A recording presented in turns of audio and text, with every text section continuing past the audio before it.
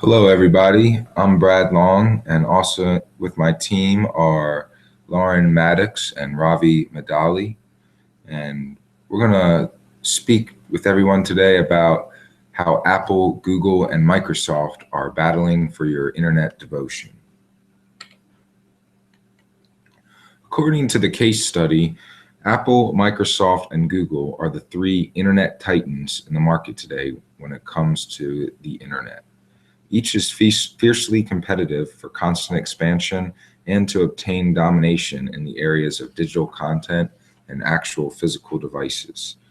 As the case study outlines, each of the three companies we are looking at today has aligned with one another, not to support the partner company, but in a joint effort to exclude the third from some area of the market. For example, Google and Apple joined forces in order to block Microsoft from getting in on the action of mobile devices. That solves the problem of having a third major company in the mix when it comes to mobile devices. But when it comes to actually competing in the market of mobile platforms, Google and Apple are at odds because they are competing for the same business. So that has led Apple and Microsoft to align with one another to keep Google as merely a search engine rather than a major player in either desktop or mobile platforms.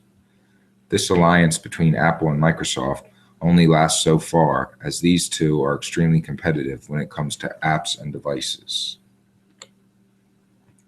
As anyone can see, mobile computing is the wave of the future. Traditional desktop computing is losing ground as companies come up with increasingly more user-friendly and accessible ways of computing on the go. At the time this case study was written, mobile computing accounted for 30% of the internet traffic on the web, and estimated that by this year, 2015, mobile devices would account for a majority of the internet traffic. I think we can all agree that that was a pretty good prediction. With this shift in use from desktop to mobile computing, the possibilities are endless. This rapid growth brings with it its share of opportunities as well as challenges. These new technologies, from smartphones to tablets to cloud computing, create endless opportunities for companies who deal in mobile devices for new sources of revenue, but it can also lead to a dilution of a company's brand and identity. Apple, Microsoft, and Google must decide if they are going to dabble a little bit in a lot of mobile platform areas or pick just a few and do those exceptionally well.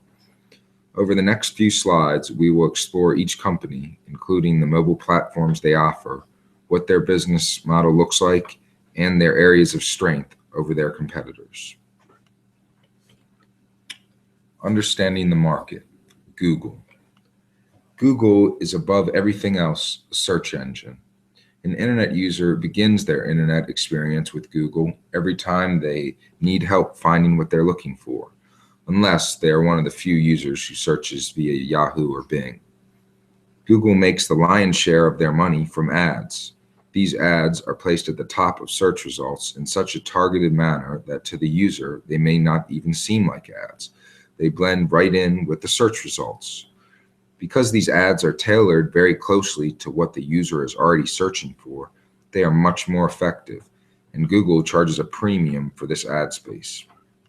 Google's entire business model revolves around getting internet users into Google's space and keeping them there. This, combined with the fact that an ever-increasing portion of internet users are starting their internet journey from their phone, is one of the reasons Google entered the mobile platform market to begin with. Despite iPhone's dominance in the mobile sector, Google has gained considerable ground, clearly becoming the runner-up and having the dominant technology with their Android phones. The Android platform is completely open compared to Apple's somewhat closed platform, and this is another reason Google must stay in the mobile sector.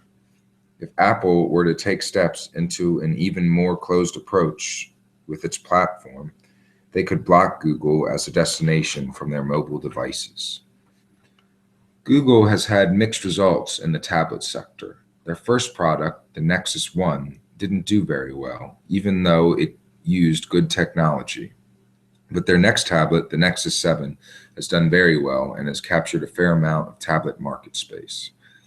As long as Google continues to provide the best search engine and grow their internet universe through the development of their apps, Google will remain a critical part of everyone's internet experience.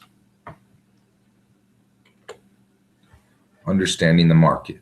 Apple. Apple's business model is to build a cult-like following of Apple product users. Once focused only on developing and selling their computers, Apple has now diversified across many platforms and is especially focused on capturing part of the internet experience. They do this largely through controlling their devices. Once customers buy their products like iPhones, iPads, and MacBooks, they will start using their programs and be forced into converting entirely to the Apple platform.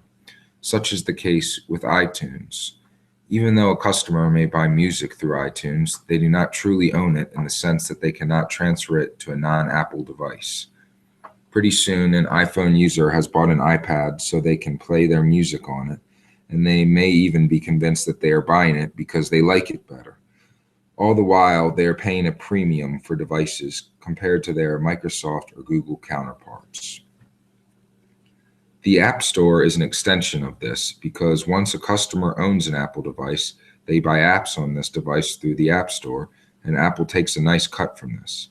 It is a very profitable part of iPhones, and this is after the customer has already paid a premium for the iPhone itself. Since more and more users are tapping into the internet through mobile devices, Apple is trying to capture value from dictating what the internet experience means to their users. For now, Apple's strengths lie in their cutting-edge hardware, like the soon-to-be released Apple Watch, and their ability to keep users in the Apple universe once they've bought into it with a single device.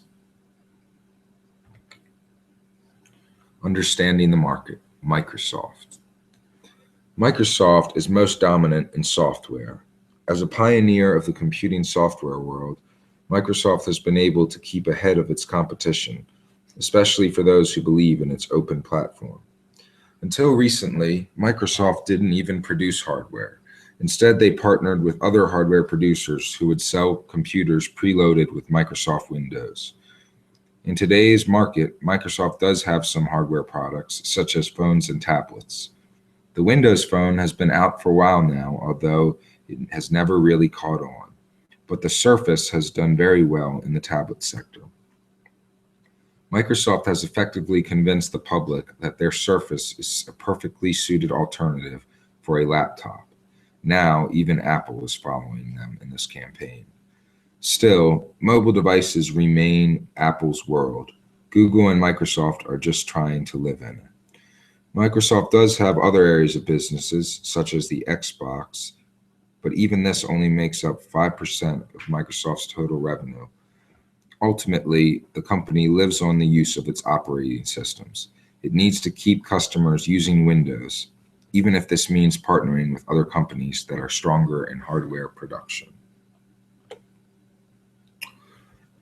Although it's quite possible that all three firms continue to remain competitive, lucrative companies for the foreseeable future, in terms of dominating the internet experience, Google is most poised for success.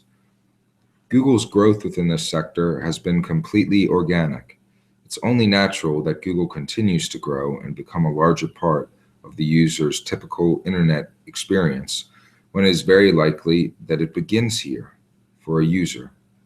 As a search engine, Google is light years beyond its closest competition, and even if it keeps only this one strength, the company would still be positioned very well. The fact that Google is expanding into cloud computing, mobile devices, and apps only solidifies its position as the most dominant in the internet sector. What's very special about Google is that it doesn't need to sell devices or software to remain profitable. Some even believe that Google will one day provide phones for free or very cheap. They just need to keep users searching on Google. This makes Google lots of money, and it costs their users nothing. In fact, they are technically helping their users while making money by referring them to businesses that can help them. This win-win scenario will keep Google successful, and with Google's passion for innovation, There's no predicting how much of the internet experience Google will one day own. This concludes our presentation today. We hope it was informative on how Google, Apple, and Microsoft are currently battling for your internet devotion. Thank you.